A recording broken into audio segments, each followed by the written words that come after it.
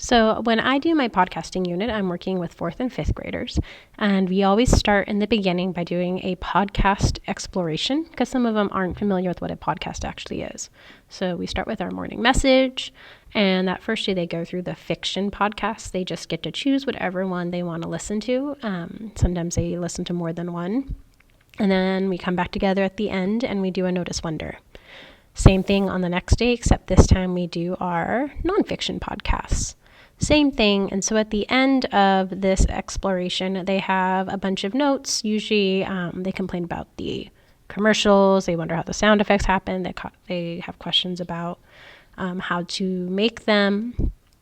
And so then the next day we get into how we actually start to write our podcast.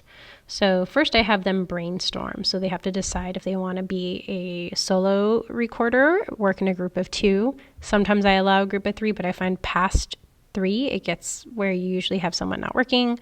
And it's also hard to record with that many people. Then they start ideating. I have them come up with ideas for fiction and nonfiction podcasts. Remember, there's no bad ideas. They're just writing down anything that's in their head. And then they reread their list at the end and they circle their 2 favorites, can be on either side of the paper.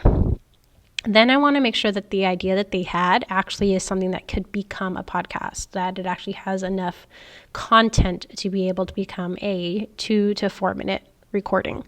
So then they turn their paper over and they just start doing a brain dump, anything and everything they can think of. So if it's a nonfiction podcast, all the facts they know or the wonderings they have about it that they could then find the information of in their research. If it's a fiction podcast, like all the different things that could be happening in that story. So again, just making sure that it's something that will fill that 2 to 4 minute time slot. So they do that for both. Now they've done that, we talk about, okay, which one was a struggle to come up with ideas, which one was easy to come up with ideas, and they star the one that is easier for them because that's obviously when they have more information for in their head.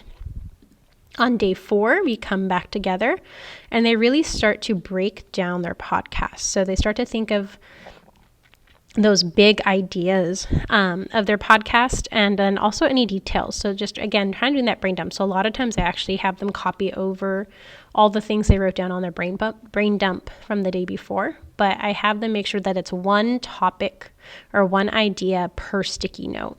Because after this, we do some cluster grouping. So they start to put the similar ideas together, and this really helps them to start to organize their thinking.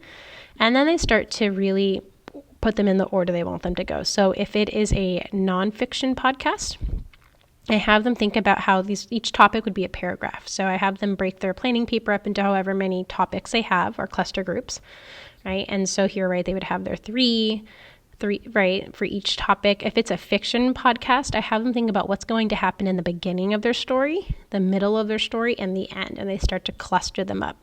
And we do a little bit of a discussion about story elements, right? So beginning is your characters, your settings, kind of getting the problem or the story going. Middle is where everything happens, and then end is just kind of how it wraps up. On day 5, they start to get into planning. So now they have their notes.